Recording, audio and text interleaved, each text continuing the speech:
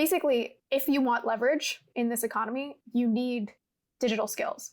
That is just like maybe a nice to have in the last decade. It is an essential. I think you can even like put a stake in the ground, like 2020 onward, it is essential for you to have that. And if you truly want to command leverage meaning where you are actually that person who can demand $300,000 more at a company, you need to learn to code.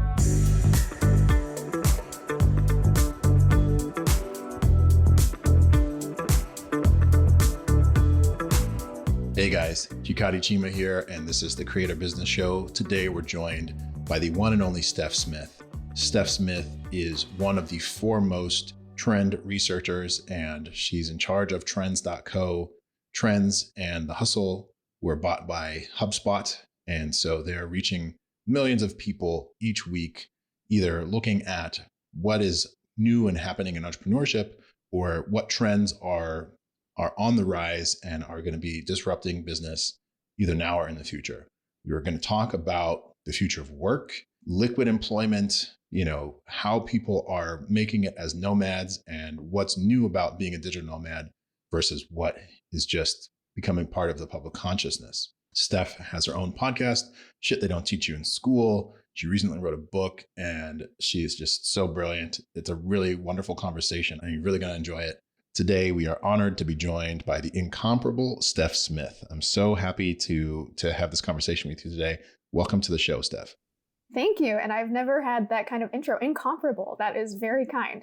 Yeah. Well, I mean, you're too humble because really you are so dynamic and just a fascinating, just fascinating, So I got to spend some time with you in Mexico a few weeks ago.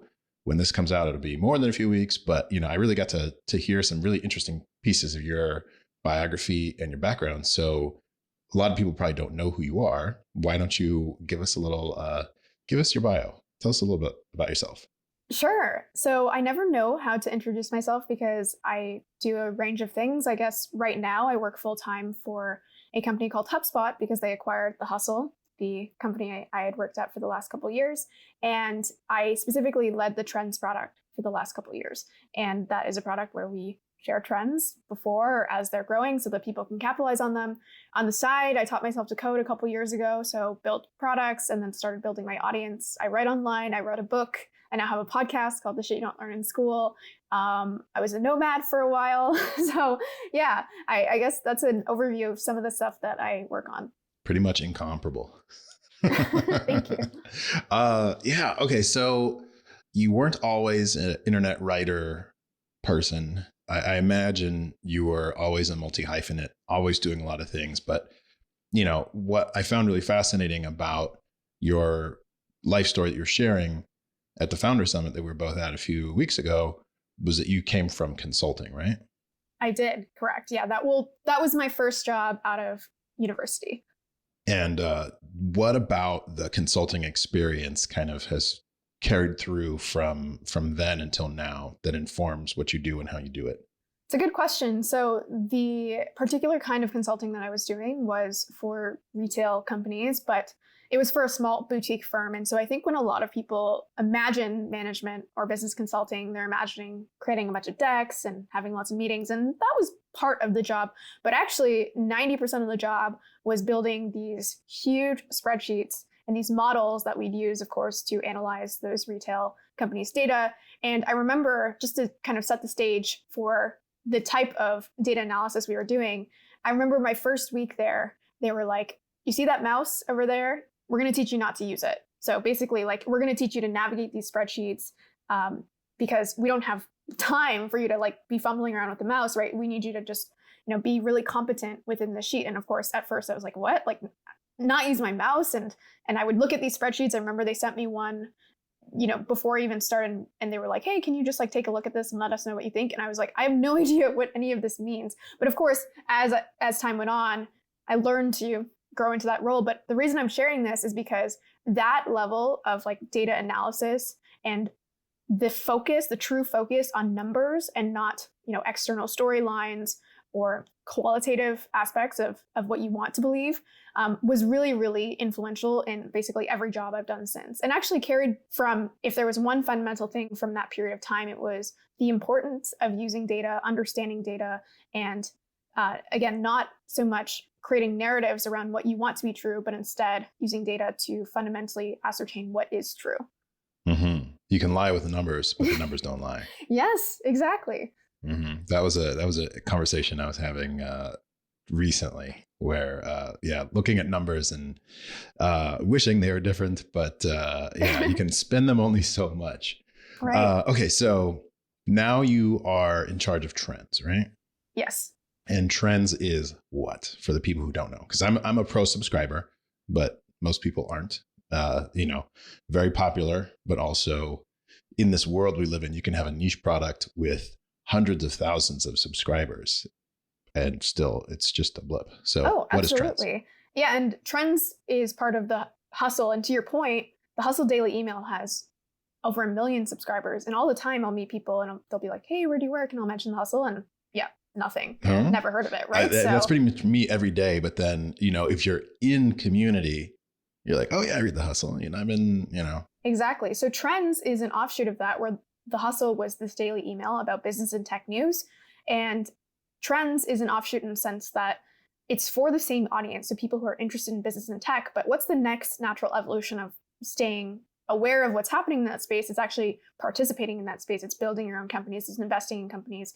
And that's what Trends tries to achieve or support people with, meaning that if you're interested in starting a company, one of the best pieces of information you can have is what's taking off, right? Like what's the wave that you can ride to the top? And that's what we try to uncover. So trends of things that hopefully aren't just these like flashes in the pan, but what would be true if you sent a friend 5 years in advance and they could see what that world looked like if they came back and they said, "Hey, Steph, this is what you should care about."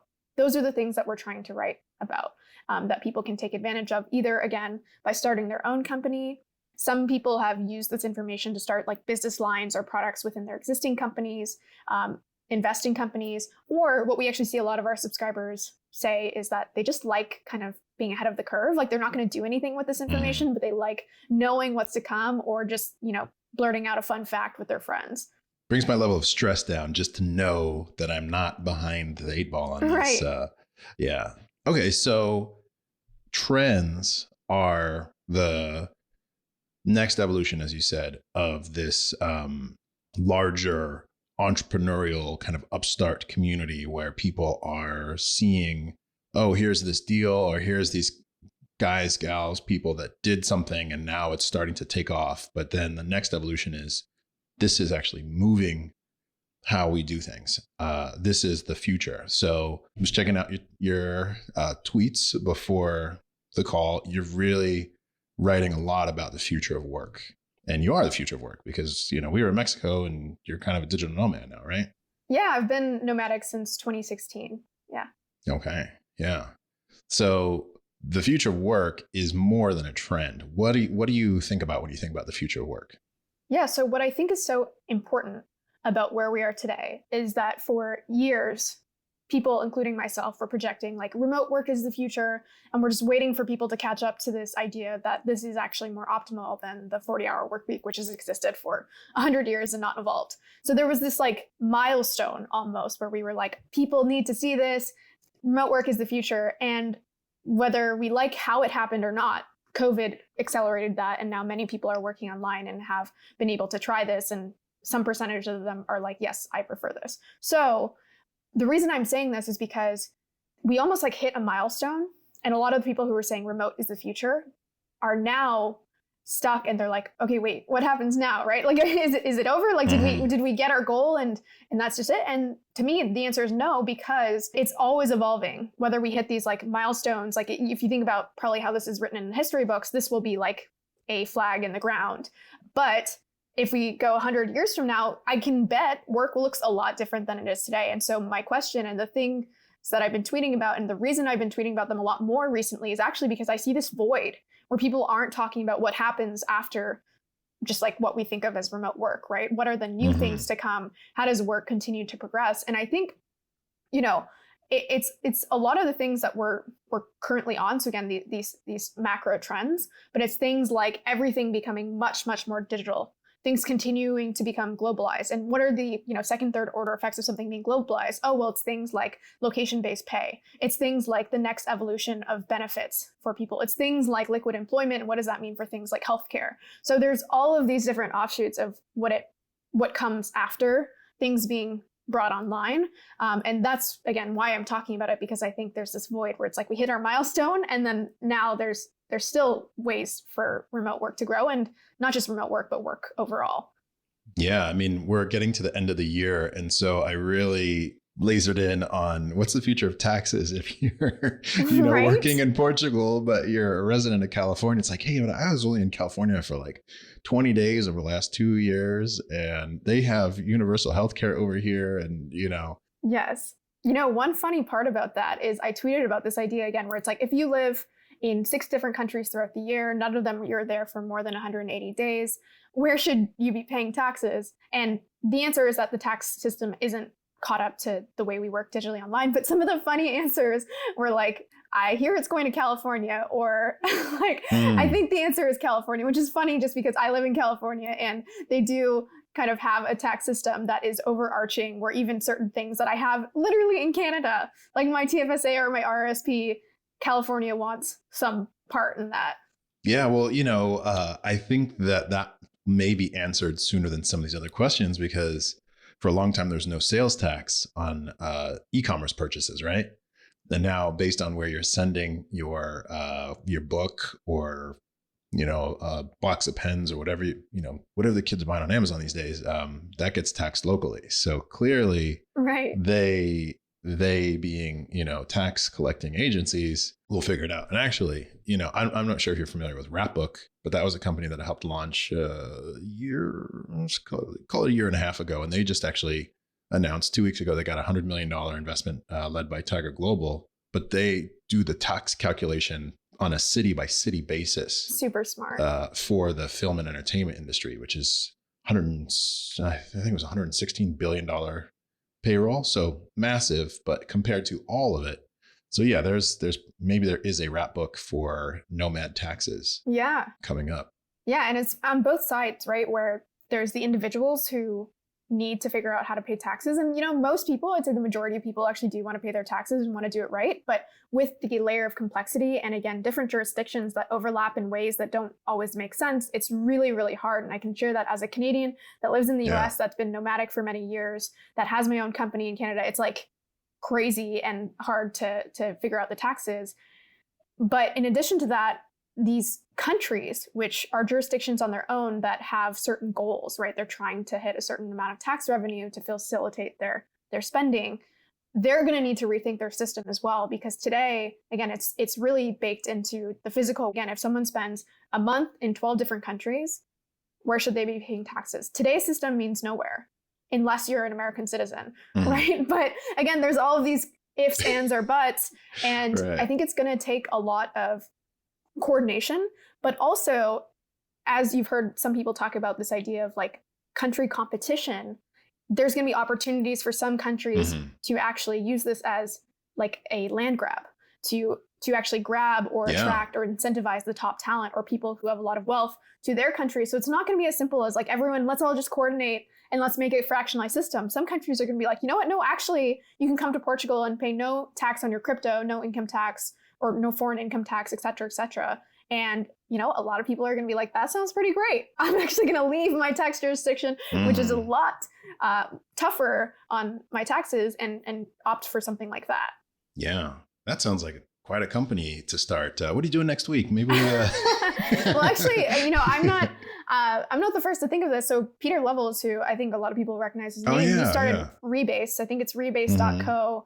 And if you go there, you can see the list of different incentives that Portugal is offering if you go and get residency there. And his company, Rebase, is helping people do that. And there are many other companies like Deal, DEEL. Oh, yeah. They just raised a huge, they're growing like hundreds crazy. Of millions of dollars. They started right before the pandemic in 2020, I believe. And they've raised a ton of money, already a unicorn. And it's, again, to deal with this compliance aspect where a bunch of individuals, companies, and now countries deal doesn't deal with the country's aspect of things, of course, setting legislation, but are figuring out what the hell to do with these different changes. Yeah, I mean, so Peter Levels is a really interesting guy, phenomenon, because now we talk about the creator economy, and this show is about creators, but he was a nomad. I actually was looking at moving to Vietnam because they don't have any oil. They got good weather and it's cheap and there's no oil, and the US has already done, our army has already done what we're going to do over there and mess them up, so it's not going to happen again, likely. But just that idea of, these are my variables and this is where I want to live, but then you add the taxes to it, and that's just so, those are the things that you think about when you're growing, when you're an adult, and trying to think about this long term.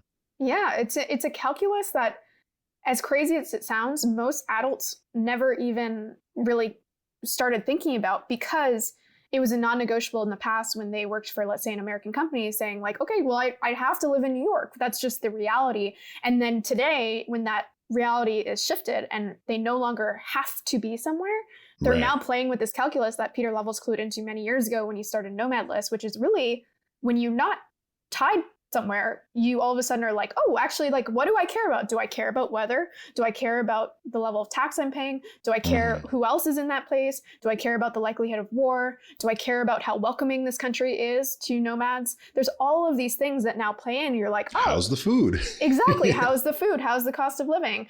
Good internet, Right. And if you just go to Nomad List, you'll see what many of those factors are. And those factors will differ for some people to a degree. But really, there is like a universal calculus, which is why certain nomad communities have taken off more than other places, because they offer that, generally the formula is good weather, cheap cost of living, a lot of nomads, good internet. You get that, it's going to be a pretty sweet place to spend your time. Yeah.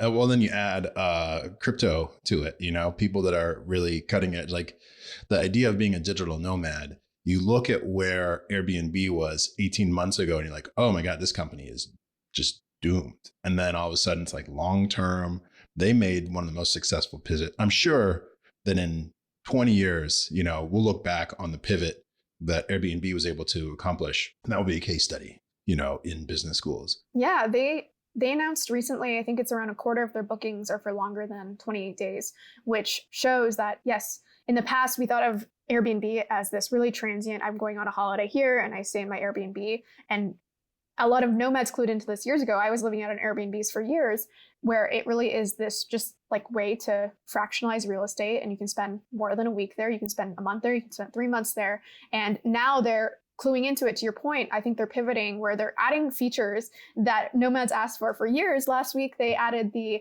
Wi-Fi speed feature, which people were asking for forever. But yes, I think they're cluing into this where it's not just like a getaway app. It's for living, and living includes fractionalized living across different countries throughout the year.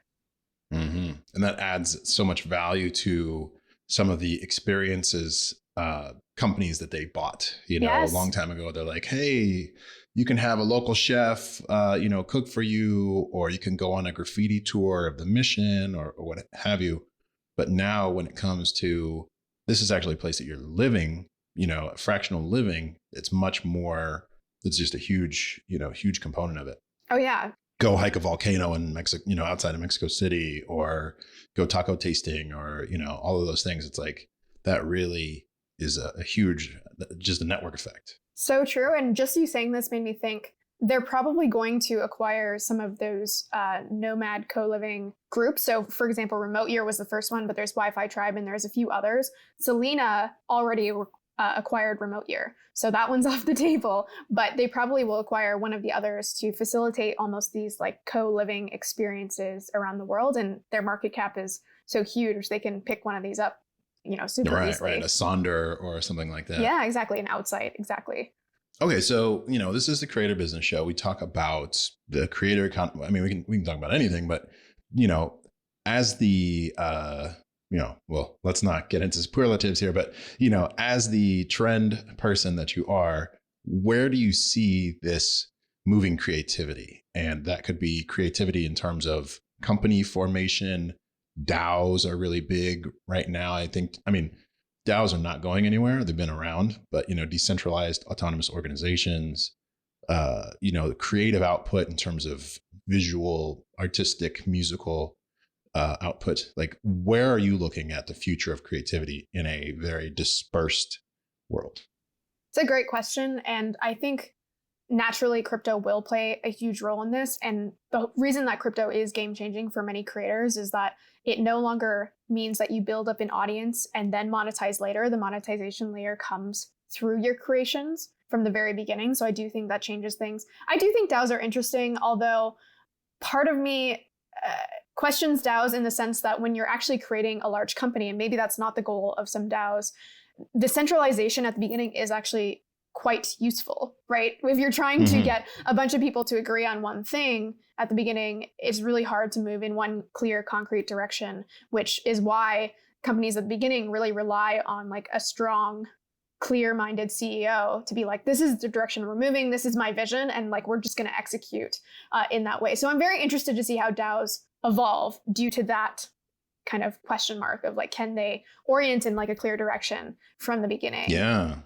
Well, on that note, was it Sotheby's that was auctioning off one of the original printings of the Constitution? Yes. And the Constitution DAO formed, and they raised all this money, and it's lost. like, and they lost because some other billionaire is like, hey, I have more money than that. So, and they're centralized. They have a clear, Ken Griffin can have a very clear goal and make a decision and say, look, I'm willing to spend X dollars. And I guess the Constitution had that to an extent, but they also showed their cards before the exactly. auction. So that is really the centralization versus autonomy, is that when you show your cards, sometimes I think the world is generally better when more people have their cards on the table, but then there are definitely times when if you want to get something done, a little bit of, keeping them close to the vest is needed. Yeah, exactly. And I think what Web3 plays into is also aligned with some of the changes we're seeing in kind of like liquid employment, which is, I just think that not only is something like a DAO like fractionalized interest in this thing, you're going to have fractionalized employment a lot more, where before it's like you only work for one company because you had to go into work and you can't physically be 3 different places at once. And once you spend 8 hours somewhere, you don't really have time to go and clock in somewhere else. So the physical nature of work actually kind of dictated this centralized, I work at one place, I have one set of benefits, I have one title. Today, that's changing, right? So you're already seeing this, you asked where creativity is going. I think just a lot more people, as we're already seeing through things like OnlyFans, are going to be creators on top of what else they're doing. And so you have this fractionalized employment where someone is no longer one thing at one place. They are many things in many places. And that plays into things like DAOs, where you can actually participate in a DAO, and you can also have a job somewhere else, and you can also be a contractor somewhere else. And so you're going to be involved in many different things at the same time. The question again comes back to this idea of does this actually make some of those things more successful because you actually have less vested interest in something succeeding if you're participating in 8 different things at the same time? Right. I think that's a question mark, but it is an interesting thing. And I think a trend that's inevitable where people have varied interests. They are marketers and developers and business creators, and they're going to want to pursue many of those things at once. And so you're going to see people who I think just have less siloed interests and more diversified interests and diversified projects, because we now can facilitate that through, the digital nature of work. Yeah. Well, I haven't figured out Polywork, but are you familiar with it? So I've seen it. I have gone on the site. I also don't quite understand what it is or kind of the problem that it's solving. Yeah, if they were selling NFTs of their avatars, I would buy one of those. But I mean, as much as I understand about this company called Polywork, and I think, for startup geeks and people that are really into startup funding, they raised $25 million recently, so they got a significant slug of money proving that they're a thing. And their thesis, as far as I understand it, is that LinkedIn is your job, and we want to be your capability as a producer of multiple different creative outputs, and that could be coding a little bit. It's you're not full-time code, but R or React or something like that. And you're not a full-time graphic designer, but you can do more than Canva, less than, motion graphics. Right. So why don't we organize your work and your biography based on your capabilities, not necessarily your job? So that makes sense. And that sounds very liquid. And that definitely seems like well, okay. So let me ask you this, because this is a thought that I'm having right now in the moment. It's like, how do you describe work versus employment in a very liquid, very dynamic environment that we're in now? Well, I think that speaks to, you asked me the question at the beginning, like, what do you do? And I shared my job, but I also equally wanted to share some of my own projects, which I don't know, when does that line go from work to hobbies to, other things? And I think one of the really game-changing aspects about the creator economy is we now can monetize our hobbies. And you could before, but it was a lot more difficult. And therefore, yes, you made your money through work and then you had your hobbies. But that line is being blurred 1,000 times over by all the people who are making money through their hobbies. And I think this polywork share the different facets of our lives.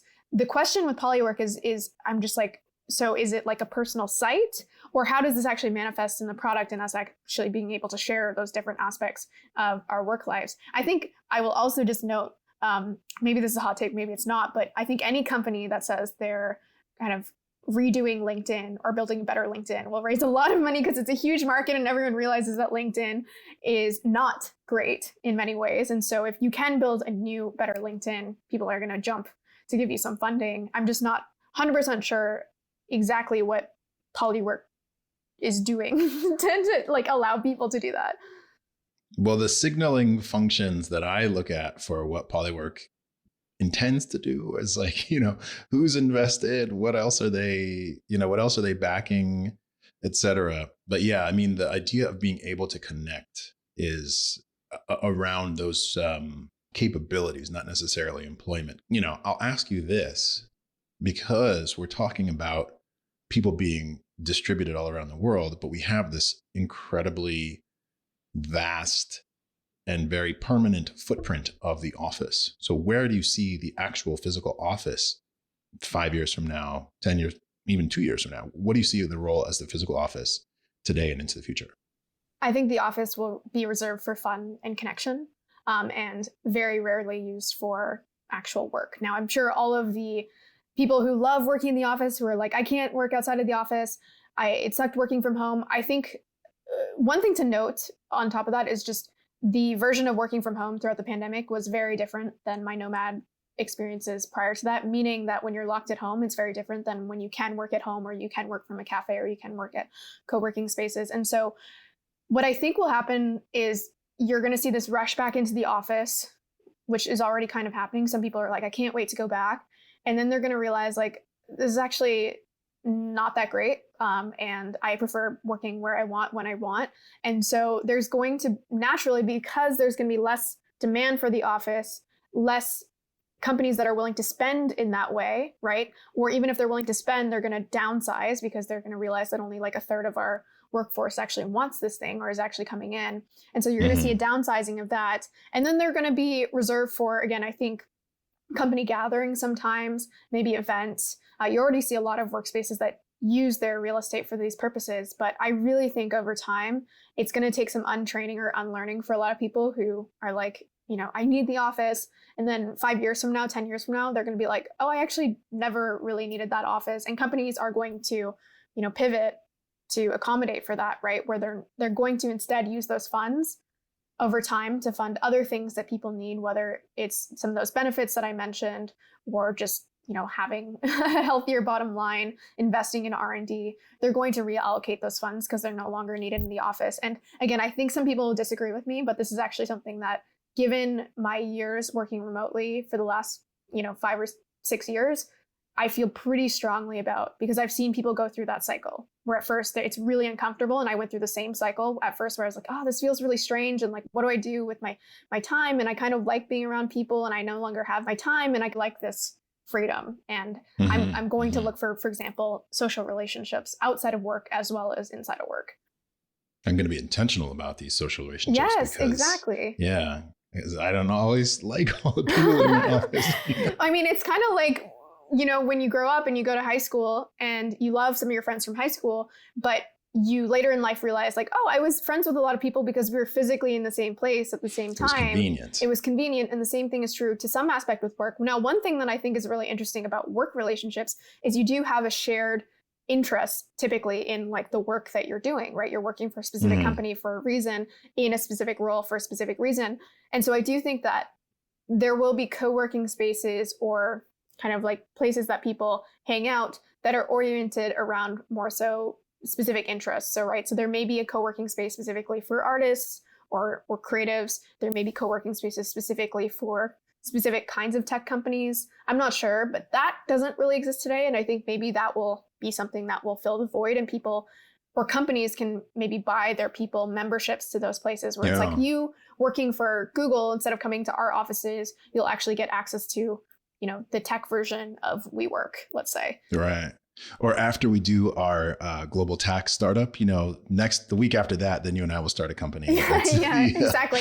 Well, I will say co-working spaces have terrible margins. So we'll see if that changes, right, with time and more nomads. But yeah, I mean, I think the first idea is if people are looking for ideas to pursue, it has a lot more runway. Yeah. Yeah. Well, you know, I have a definite vested interest in the future of the office because of some really exciting work I'm doing.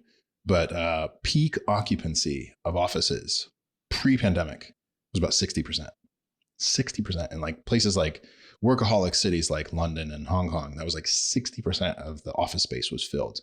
Now, and you can imagine the energy that consumes just like for heating, air conditioning, Wi-Fi, et cetera, is really a major contributor to global warming. And that is actually a great opportunity to right-size that. But then, you know, the other thing is that if people are going to have a physical office, what can the office provide that enhances quality of life? You know, there's the social connections, there's that kind of spontaneous creativity that happens when you bump into someone from accounting and they're like, hey, did you know that you can navigate spreadsheets without your mouse?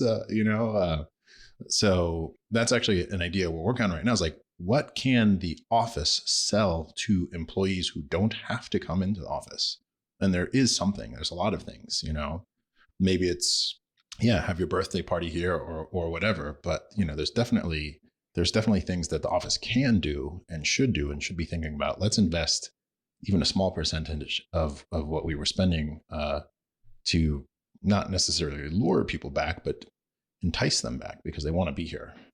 I think the office will evolve and naturally fit into this like other trend, which is the fractionalization of real estate, because I do think that there is value in the office. There's certainly value of social interactions, but the economics of having a huge office, if it was at 60% capacity before the pandemic, you can imagine it's probably, you know, more like 10 to 20% post-pandemic. Oh, yeah. And so just the economics of that aren't going to make sense for companies. Doesn't mean they will shut down offices, but now you can imagine that 5 different companies sharing the same badass office where they run events, where you can meet people not just within your company, but learn from, you know, Joe from accounting at company number 3.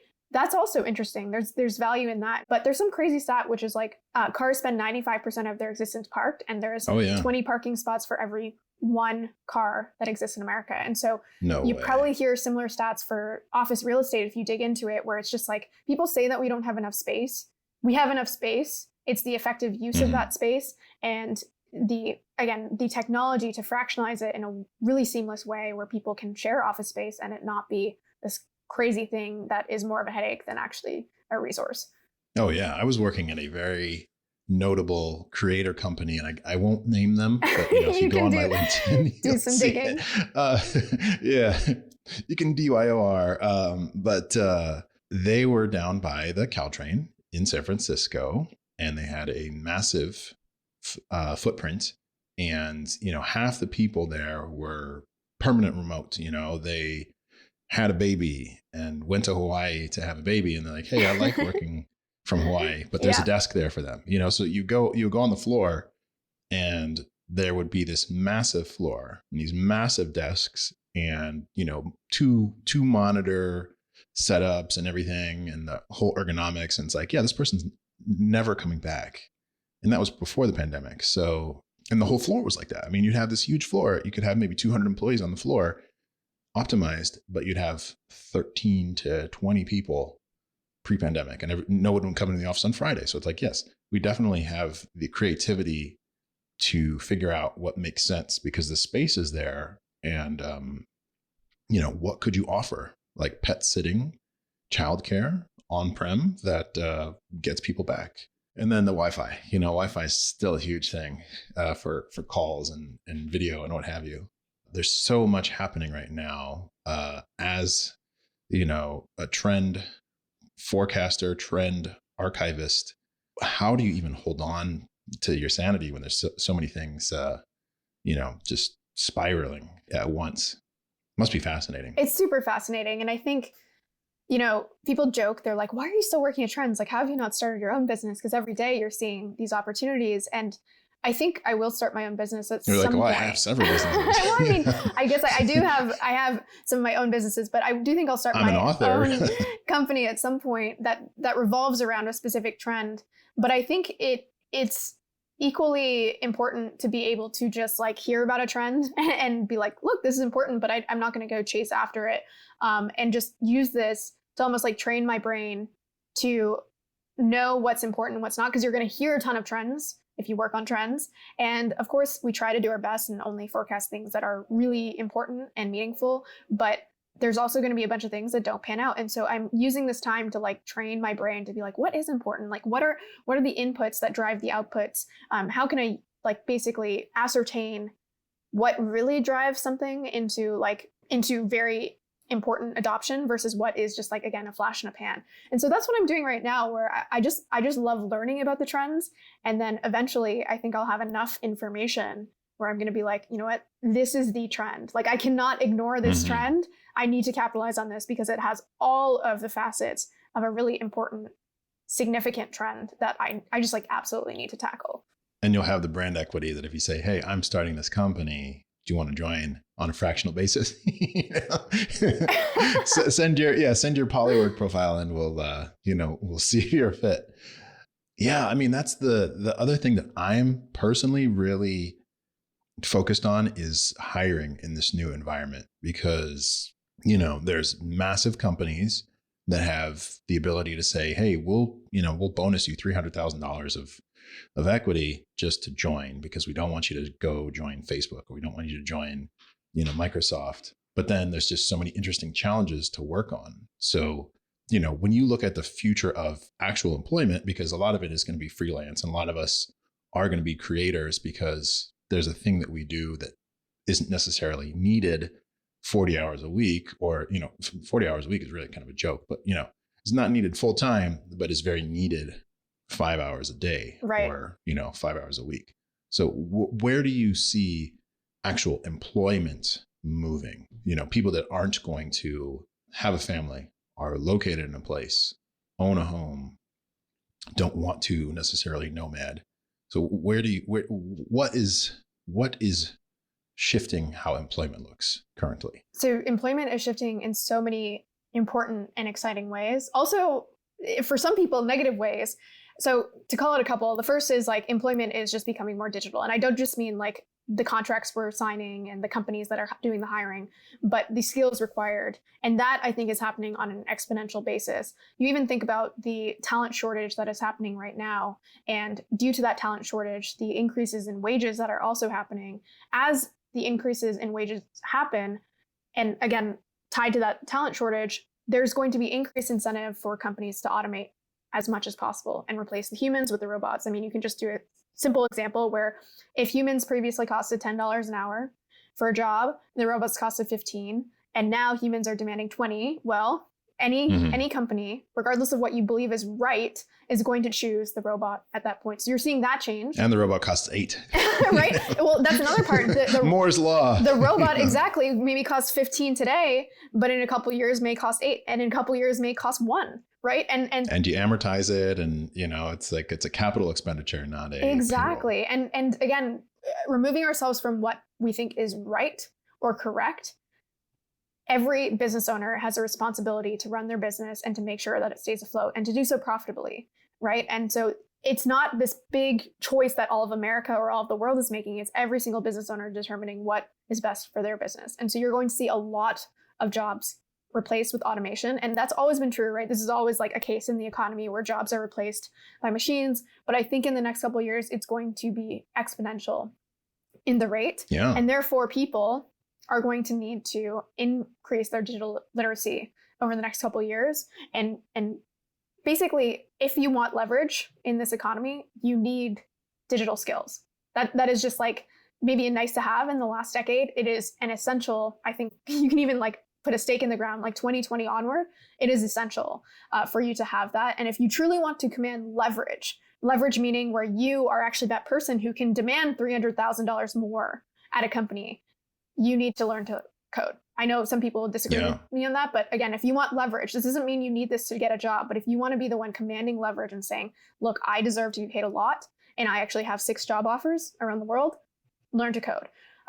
Another part that is changing in employment that we've talked about is the globalization of it and the fractionalization of it, meaning that, yes, people aren't spending all their time at one place. But if you are talking about working specific companies, if you want to attract top talent, you need to think through like, what are the couple incentives that I'm going to offer that really stand out, that are no-brainers for people. And, some of them that people care a lot about are flexibility. And that sounds vague, but you can like implement, some companies, for example, are having only 1 day a week with meetings.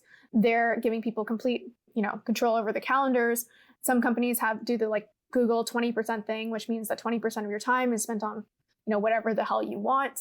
Unlimited vacation is another kind of common one. I really think that companies can benefit from rethinking vacation, which means that instead of having X number of days a year allocated to when you're fully off, it's again, these meeting-free days. It's, weeks that you can just focus on removing the backlog, but really rethinking how people are allowed to spend their time. And we get to do that now because, everything's on the table. Exactly. I also think that companies are basically going to have to allow people to work on side projects or other employment, which, as a lot of people know, was not the case for many years. There was a lot of companies that were like, no, this is your work. And if you do anything outside of work, we own it or we prohibit it. That is basically off the table now. Any company that wants to attract top talent is going to have to realize that they want to fractionalize their work to some degree, and that they should actually embrace it and support it. But yeah, in general, I think companies are going to need to rethink, how do I attract top talent outside of just how do I pay them a shit ton of money? Or in the past, it was enough to just basically say, hey, look, we're remote. And that would attract a ton of great talent because the supply and demand was off there. There was not enough jobs for the number of people that wanted them. That's not true anymore. And so companies are going to need to rethink, like, what is the set of incentives or benefits that top talent are looking for? And how do I provide them, again, outside of just like, here's a bunch of money? And how do I promote them so that people know, in a crowded space? And actually, that brings me back to the comment I was going to add is that we talked to Packy McCormick on the show, and there's this idea that people really were kind of horrified at, that kids in America would rather be YouTubers than astronauts. But in a world where machines are going to be replacing humans, there's actually a lot more value in being able to be a creative storyteller and be able to make that emotional connection. And that does actually absorb the productive capacity of a lot of people. And it's if you, and this is the thing that we said, is like, if somebody on YouTube inspires you to be an astronaut, then isn't that a net positive for society? Yeah, I think what a lot of people are missing there is, as things get automated or as things are replaced by robots, the only thing that becomes not impossible, but it's very hard to do with robots is anything creative. And this isn't just true from like the idea of like what we think of robots in like a factory setting. This is true, for example, as you're building products, we're seeing so many no-code tools develop, which means, for example, it's actually quite easy to create an MVP of a project. So let's say that part of the business creation stack will be democratized. Well, then what's missing? Well, design, that's creative. Marketing, that's actually highly creative as well. So a lot of these jobs that will remain, at least for longer than, some of the more like step-by-step repetitive jobs, which includes the early stages of building, will remain for a lot longer than, again, these repetitive things. And so, yeah, I don't think it's a bad thing. I think a lot of people, as Packy spoke to, like, this job is better than this job because they just don't like the changes, that they don't understand. And so I think that's the case here as well, where a lot of people have decided for some very arbitrary reason that it's more important to be an astronaut than a YouTuber.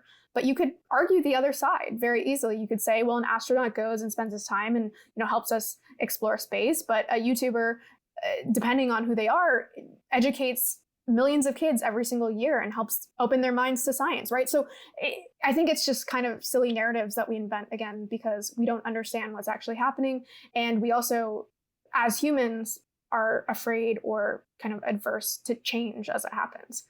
Absolutely. Absolutely. I mean, there's just, and I always talk about him on the show, but there's a homestead farmer in North Carolina that I'm going to reach out and see if I can get him on the show. But my son and I watch him religiously, and he raises sheep and cows and chickens and rabbits, and it's a very dynamic, completely organic farm. And it's like, if he's literally inspiring a movement, so he's a leader, participant in a much larger movement, but especially with people working remotely, it's like, hey, maybe I have a small homestead farm and we help upgrade the American food system, which is very industrial and very, very bad for everybody.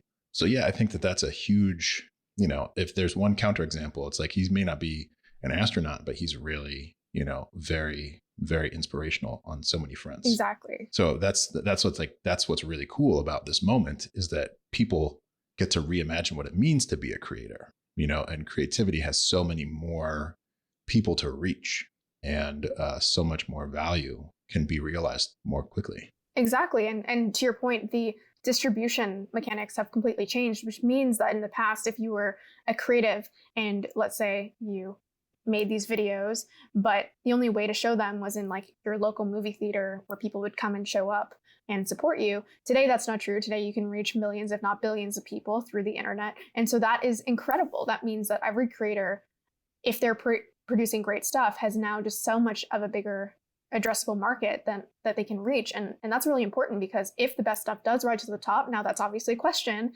then we have this ability to share incredible work with so many people. Mm-hmm. And I mean, the algorithms really get it in front of you right away, which is so powerful. I mean, even more powerful on TikTok than any other platform, but just the idea that if you like something, it's going to find you. Yes. Yeah, exactly. Yeah. But that's really interesting what you're saying about, not having to go to the movie theater or what have you, or the drive-in. And I can't believe, I'm astonished really that there's 20 parking spots for every vehicle, especially living in San Francisco.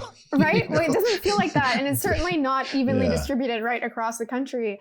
But yes, I think there's this narrative that like, we don't have enough space. And I think in general, I spoke to narratives as it related to the YouTube example as well. Mm-hmm. I think people should just pay attention to all the narratives that we make up. And some of them are founded in truth. Some of them are founded in elements of truth. And some of them are just passed along for many, many, many generations. I mean, the example that I always give is this 40-hour work week, where it's like, we just adopted this sense that we should go into work 8 hours a day, and come home and do that 5 days a week for 100 years. And 100 years ago, it had some element of sense. And then since then, we've invented 3D printers, iPhones, high-speed internet, like all of these things that allow us to not do what we were doing. But this narrative of just growing into what we were told by the person who was told that before, impact the way we think. And the same thing is true with the YouTube example. The same thing is true for, deciding that robots are bad.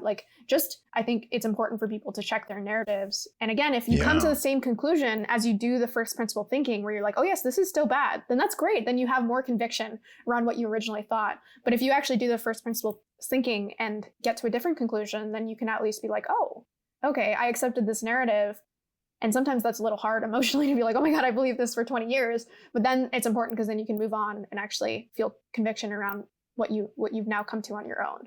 You said it. It is very hard. As many people as might be interested in trends, I'm sure that the addressable market that HubSpot is looking at is exponentially larger than the current paying readership. Yeah. So there are those people that are willing to challenge and willing to grow. And I do hope that more people find the courage to be uncomfortable. We're in a very uncomfortable time. I like to think of discomfort as the necessary ingredient in growth. Yes. And, I was talking to someone who was saying that she's avoiding taking cold showers, but has committed to cold showers. And I said, well, the avoidance just makes it hurt that much more when you actually get into the cold shower. So yeah, everything is up for reimagination right now. And those how do I say it? Heuristics? Yeah.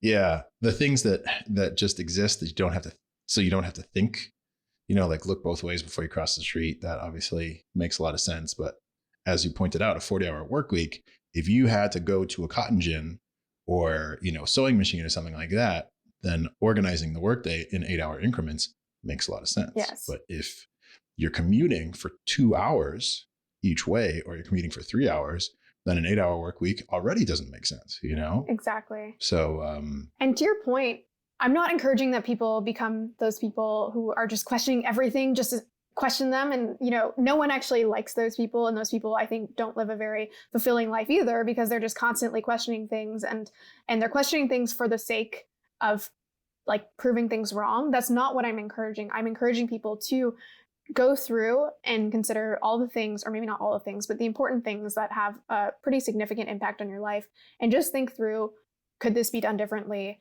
Or how did people come to this? Learn about the history of something so that you can either, again, understand, oh, wow, I do this for a really great reason, because like this makes sense. And this actually helps me be more productive, or this helps me be kinder, or whatever it is. Or again, in some cases you realize, wow, like I can see why this started this way, but there's all these things that are different today. And maybe actually I can continue doing it like this, but maybe add this modifier, or maybe actually completely trash it because it makes no sense at all. But it helps people come around to these new ideas more quickly, because inertia is such a powerful force, and it exists in like the mental sense as well as the physical sense, which is why, again, something like the 40-hour work week, this narrative has existed for so long, because it's hard to question them. And I'll just say, as someone who was working remotely before the pandemic, it was so funny to see how many people would come to me and be like, yeah, this remote thing sounds cool for you, but like, I don't think it makes sense for most people. Like, I really don't think most people could do this. And it was just a narrative. Like, there was nothing that was based on, but they just had based it on their, their own experience and their perception of work. And then of course, remote work showed that actually a lot of those people have since been like, this is awesome. And I'm like, not trying to like dunk on those people, but more so just be like, again, like a lot of the narratives we've invented don't necessarily serve you anymore, especially if the timeline since they were invented is longer. Yeah. Well, I'm just thinking, talking about remote work versus not. I worked at a large educational institution here in the Bay, and I remember having to celebrate birthdays with people that I didn't like. And it's just like, nobody wants to be here. But yeah. And that's so funny. It reminds me of, I tweeted about this the other day. Let me just pull it up. Basically, I was on this, I can't remember why I was searching for this, but I was on a subreddit. One of them said, eating lunch alone in your car at work. It's quiet, comfortable, and I don't have to make small talk when I'm trying to have some me time out of the office. And someone else said, napping at work during my lunch break. I don't really need food in the afternoon. What I really need is a nap. And I tweeted it, and I was like, I hope these people found remote work and are now living their best lives, because those are just simple things where it's just like, yeah, what the hell? Like, why wouldn't that be allowed? But it was these narratives that were saying, oh, if you do these things, you're not a good worker. Or if you do these things, we're going to judge you. Yeah. Well, I didn't even know. And this is probably a TikTok discovery. And I cannot do TikTok because it just pulls you in so deep. But in China, people take a nap, at lunch. They start in very young in school. They take a nap at their desk. And then even if you work in a factory, you put your head down for 20 minutes during the lunch period. That's great. I had no idea, but anything is possible. And siestas just make so much sense. And if you work from home, there's no one to tell you not to take a siesta. And if you are your own boss, then you can put it on your calendar so that nobody can disturb you. It's just, the one thing about remote work that's so challenging is some people are super productive during the day, but then other people are really productive at night and have to have meetings synchronously. Yes. So there's still a lot of conversation. I mean, I really like that. And I saw that you tweeted this about, vacation doesn't have to be 2 weeks or 3 weeks. It's just this day a week that I don't have to do anything. I'm not getting emails, or half a day, or no meetings for a week. Yeah, I think the physical world demands more binary action, which means like you're in the office or you're not, or you're on vacation or you're not, or you're on this call or you're not. And I think remote work, the digital sphere, allows us to be less binary and more gray, right? Where I would actually in some ways prefer, let's say, 2 months of half on days, which again can mean like no meeting days, like no email days, can mean where I'm only spending half day working. There's like, again, these variations of gray. Then 1 month of fully off. And maybe some people wouldn't agree with me, but the point is that we have that possibility now to find those shades of gray instead of before it was either like black and white. Yeah. Well, we could go way down the rabbit hole. You were talking in Mexico about user manuals for individuals. I think that's a huge component that could help make remote work even better. Is, this is how to work with me best. But I think maybe we'll do another conversation, sure. In the future, because this was just so much fun. Before I let you go, though, where can people find you? How can they connect? Who are you wanting to connect with? Yeah, so if people are interested, they can reach out to me on Twitter. My handle is StephSmithIO because my site is stephsmith.io. I also run a podcast as well, which is called the Shit You Don't Learn in School podcast. You can find it at listenandlearn.co, where we talk about shit you don't learn in school, things like should billionaires exist? Should we have open salaries? Different pricing strategies. We also had recent episodes on the future of work, some of the concepts we talked about today. And yeah, would love to hear from people, especially on this remote work topic, or I guess you could say the future of work, because it will go beyond that, as we talked about. I just find it super fascinating, and I'm excited to see what happens there. So yeah, you can reach out to me at any of those places. Awesome. Well, everyone, this was the incomparable Steph Smith. I think I called it. That's so funny. You can, incomparable Steph Smith. I really enjoyed the chat, and, wish you the best at the next 5 years of trends until you figure out what it is that you're going to, launch into as a founder this time. Thank you again for joining us today. Yeah, of course. Thanks for having me, and definitely open to round 2 whenever you're ready. Fantastic. StephSmith.io, shit they don't teach you in school, the podcast, and trends.co, and the hustle, of course. Awesome.